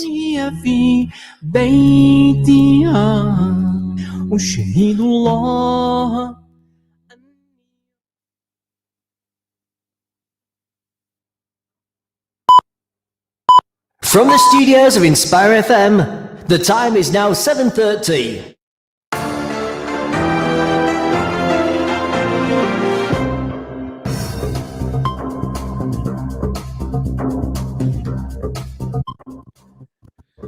Assalamu alaikum wa rahmatullahi wa barakatuh. Welcome back to Friday Night Live with me, Hafiz Shaban. It is Friday, the 4th of June 2021, corresponding to the 23rd of Shawwal 1442. As usual, we are broadcasting live to Luton on 105.1 FM and also broadcasting live to our partner stations, including Sheffield Link FM, Peterborough, Salam, Derby, and Nottingham. For our listeners on the social media platforms, Inspire FM app, Facebook, YouTube, do remember to leave a comment. Do remember to like us and like tonight's show. Leave us your thoughts. 01582 481822 0779 481822 0779 481822 for any SMS, WhatsApp messages, and of course 01582 481822 if you want to speak to us live on tonight's conversation. We are now entering into the last portion of tonight's show. Good to be back. A bit slightly rusty after a 7-week break, but alhamdulillah, getting things back together slowly but surely, inshallah ta'ala. We've been discussing the 18-degree rule for prayer for Fajr and for Isha. We've been discussing legal opinion. Employers must offer halal pension alternatives. We've been discussing what to do if my child is referred to prevent for supporting Palestine in school. So we've been discussing quite a few heavy topics this evening. Not surprisingly enough, on Friday Night Live, that's what we like to do. And last but not least, you know what? I thought let's finish off tonight's conversation with trying to understand what on earth is going on with the Israeli politics, right? So the Israeli politics are taking a bit of a twist, right? Or trying to take a bit of a twist because Netanyahu is trying to fight back, right? He's trying to fight back. The last time I checked it, right, he was still trying to fight back and challenge. I mean, the reality is that the Palestinians is no difference to the Palestinians, who, in terms of whether it's Benjamin Netanyahu or whether it's his the other counterpart who's now been proposed as the leader of the opposition, which is Naftali Bennett, right? Under a coalition agreement, with a number of other organizations, right? It seems that it's not going to make any difference for the people of Palestine. Not surprisingly, Mr.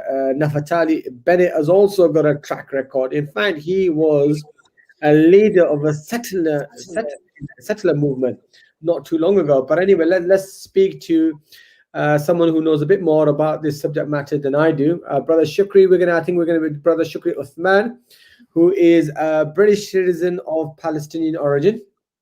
And in 2018, I believe he worked for 2 years setting up the first cardiac center in a charity hospital in the Palestinian city of Bethlehem. Subhanallah, mashallah. And of course, he also serves as a secretary for the Palestinian Medical Association. And also, this is an interesting fact, and is currently the elected chairman of the Arab Friendship Association, a registered charity based in Luton. So, Brother Shukri, does that mean you're actually based in Luton too? Indeed, I am. Assalamu alaikum, Brother Hafiz, and all your listeners and mashallah. Oh, fantastic. So firstly, welcome to Friday Night Live. Mashallah, welcome to Inspire FM. I didn't know you were actually based in Luton, but there you go. We've got something in connection now. How are you, Brother Shukri? Alhamdulillah, just returning from work. So I just caught. I thought I'll be speaking to you from the train, but I managed to get here before the interview. So thanks for having me. You're welcome. Yeah, alhamdulillah. You're one of the few lucky ones that actually uses the train to go to work at the moment. I just come downstairs from my bedroom into my living room and log on. I did that until last week. Yeah, how was it like getting back on the train and going to work? Very weird, very tiring, very yeah, having to spend time traveling or that back from. I mean, I've not been in office, or I hadn't been until since December, so almost 6 months. So yeah, just trying to again getting back to a new reality. Yeah, exactly. All right, finally, I appreciate that, Brother Shukri. All right, so we've got a different subject that we're going to be discussing this evening, hopefully, right? And that is the twists and the turns within the Israeli politics. Not that it's going to make much of a difference, right? I think so. So maybe your listeners don't.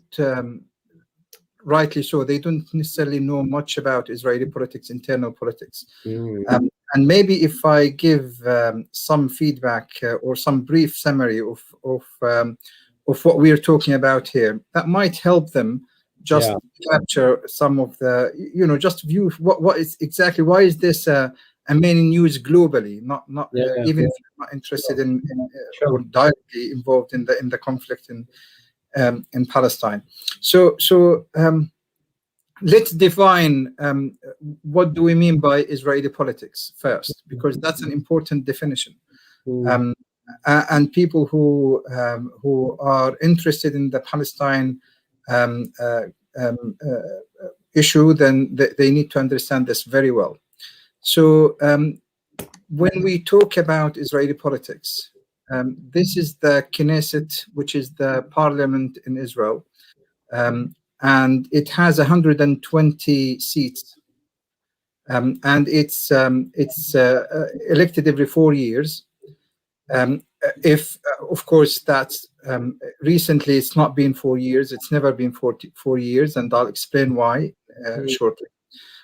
But the people who vote in these elections are the people who live in the 1948 Palestine.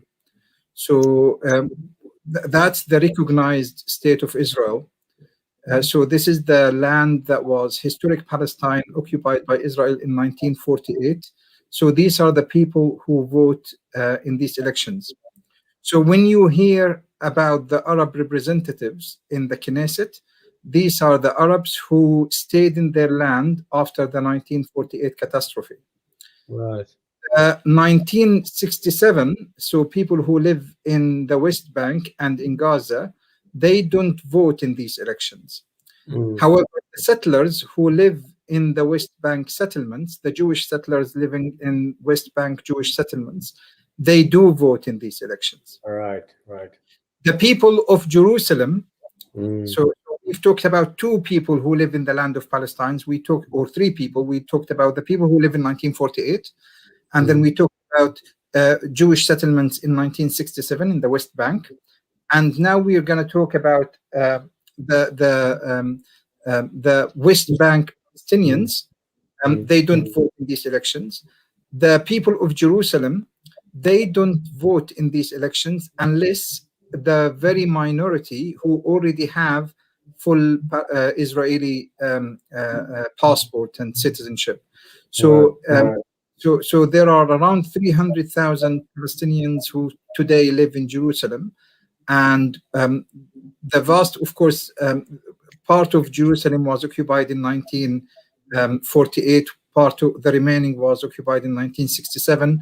So the people in 1967, they don't vote. So the Arabs don't vote or the Palestinians don't vote in these elections.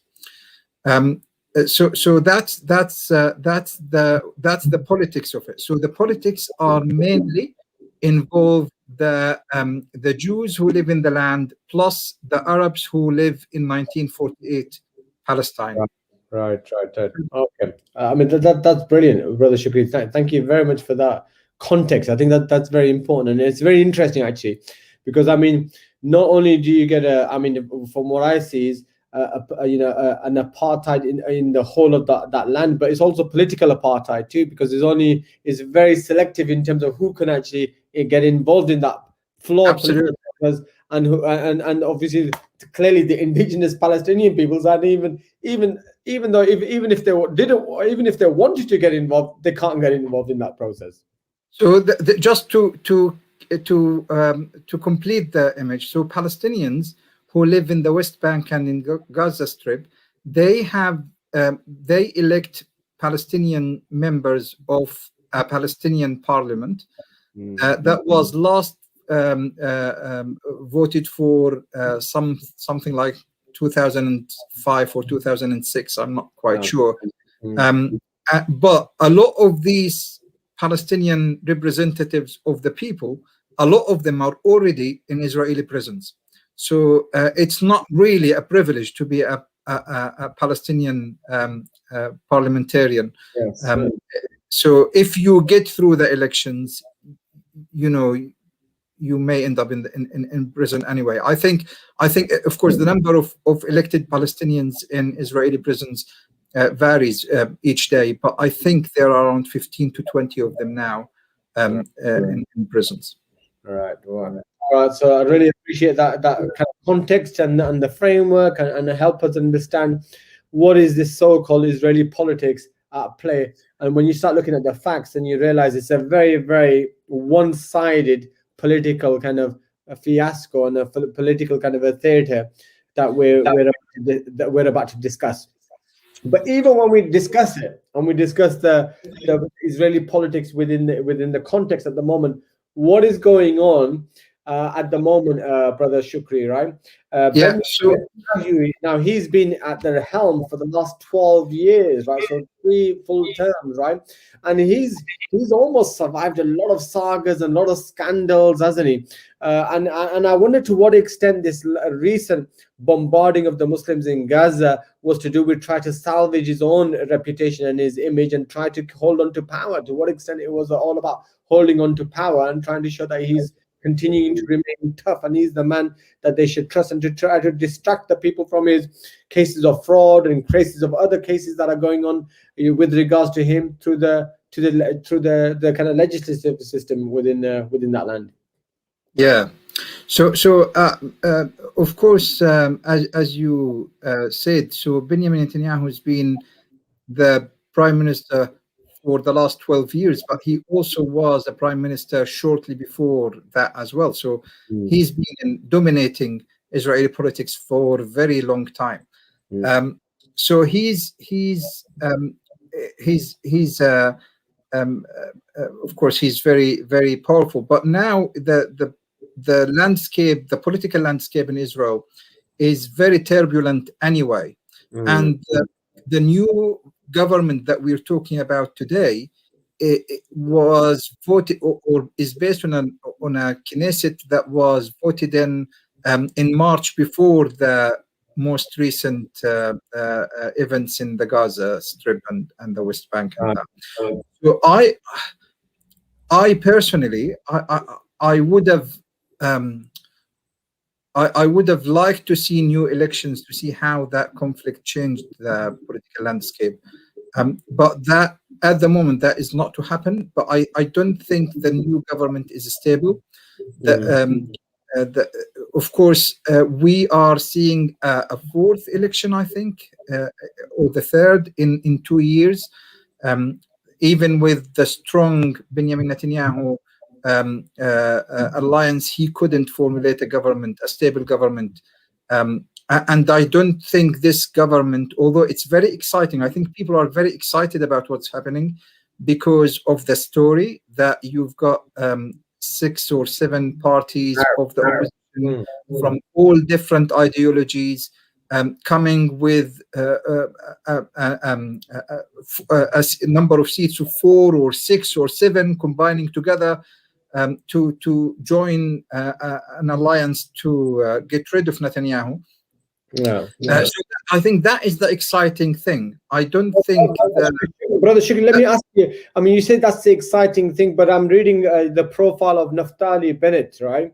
I mean, I mean, he doesn't sound too dissimilar to Netanyahu, to Benjamin No, Netanyahu. Yeah? not at all. So exactly. So overall, for Palestine, for the Palestinian people, not much of a difference. Is it really a case of more internal likes and dislikes amongst the Israelis here, as opposed Absolutely. to anything else? Because Absolutely. it's not as if his policies are going to change with regards to Palestine, right? I can't see that. The new coalition Yeah, is far more right than the current government. Right, exactly. So he is going to be, of course, there is, for the first time, which is also very interesting, representative of the Arab parties in that coalition. So it's very strange to see an Islamist party joining this coalition. This Islamist party, I was reading, is almost got Ikhwan kind of a orientation. No, not Ikhwan. No, this Islamist party is not really ideologically Muslim. I think it's Islamic as opposed to not Jewish, rather than Islamic as opposed to pro or similar or aligned to the Ikhwan. Okay, maybe I read something. The Muslim movement in Palestine doesn't join the Knesset elections. They don't recognize the colonial part of Israel, and they don't join. And actually, many of them are imprisoned, like Sheikh Ra'id Salah, for example. He's the leader of the Islamic movement, and he doesn't recognize Israeli election. There are many. There are around the number of Arabs in the Knesset. So I told you there is 120 seat in the Knesset. The percentage of the population of the Arabs in the 1948 Palestine or Israel is around 20%, but the 15 to 20%, it depends which count you go for. But and there are around 12, 13 seats, I think 14 in the most recent one, that is owned by Arabs. But Arabs join different parties, so there are Arabs in very nationalist Israeli parties. So they are integrated, or there are Arabs who are fully integrated in Israel. Right. So let me ask you then, is this Brother Shukri, is this more of a personal differences with Benjamin Netanyahu as a person, as opposed to ideological differences, because they're more right wing than he is? So it must be just personal differences, that's caused them to, we've had enough of this guy. Thank you. So here is the interesting story. So when just before the attack on Gaza started, just before Ramadan, Bennett was supposed to establish his coalition. Right. And then when the attack happened, he abandoned that try. Really? Okay. Yes, because and I thought it's because he knew that he doesn't need a coalition, that if we go for a next election, then Netanyahu will already lose, because it became very clear that Netanyahu was on the down because of that war. So he abandoned that try and decided to stand and wait and see. Now, I'm not sure what happened, because that's what happened. So Netanyahu clearly lost that war politically, internally. He's at least, let's say, he didn't win it. He didn't achieve the objectives of that war. So I would have thought that if they went for an election, which was very close anyway, Netanyahu would have lost anyway. So I don't really understand what happened then for Bennett and to go and form a coalition, unless if it's that they want to stabilize the politics for a while before the next election, even through an unstable government. So the internal, just to let you know, that the internal Israeli politics is has nothing to do with the Palestinian conflict. It's not mentioned. No party in Israel, the only parties in Israel that talk about two-state solution in their manifestos are the Arab parties and the Labour Party in Israel, and the Arab parties has around 13 seats maximum, and the Labour Party has something like 7, so 20 out of 120. So it's not something that you pay attention to in internal politics. It's a very right-wing, very ultra-nationalist government, regardless of who formulates it. When it comes to Palestinians, it goes around who is going to be the most aggressive, rather than who is going to be more tolerant or likely to be a bit more tolerant to the Palestinians. Okay. So it's not. I don't think this government is going to be stable. I think it's going to collapse very quickly. I don't think it, because there are too many parties, and it's just on the edge. I think it has a majority of 2 or 3. It depends on what happens in the party. I mean, 6 political parties coalition. I mean, it's always going to be difficult, isn't it? But very quickly before we move on, I'd be interested to hear more about your work and what you're involved in with regards to Palestine, Brother Shukri. But before that, has Ben? Do you think Netanyahu upset his American masters? Do you think that has a reason why his shelf life has come to an end?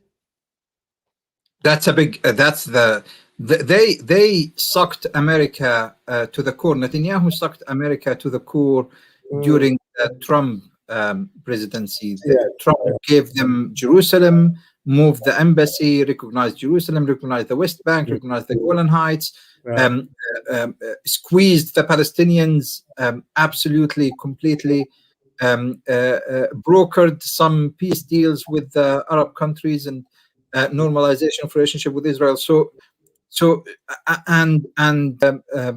Netanyahu expects no less from Biden. And of course, Biden had to put a break on that. I don't think Biden is much better. I probably is not any better than Trump when it comes to that politics. But I think it seems like it needs a new man to partner with Biden, given who Netanyahu is. Right. Okay, that's interesting. All right, Jazakallah, Brother Shukri. That's enough of oxygen spent on Israeli politics. Let's move back to the people of Palestine. Now, you, mashallah, it's the first time we're talking. Now, it'd be interesting to hear more about what you're involved in.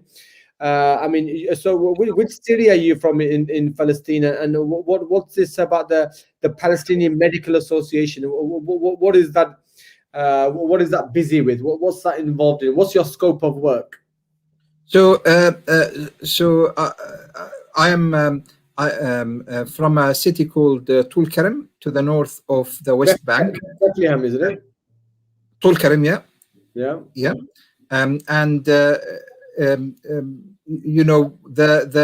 PALMED, or the Palestinian Medical Association, is a European charity. It has offices in different European countries, 9 countries, and we have a charity membership here in the UK, and we try to provide some support, education, aid, guidance to our fellow Palestinians in Palestine, in the healthcare in Palestine, whether in the West Bank or Gaza, or the Palestinian refugees in Lebanon or Syria or Jordan. Of course, it's not a secret that the Palestinian health care condition is a great atrocity at the moment. Gaza being the worst, but I think nothing matches the disastrous condition of our brothers and sisters in the refugee camps in Lebanon.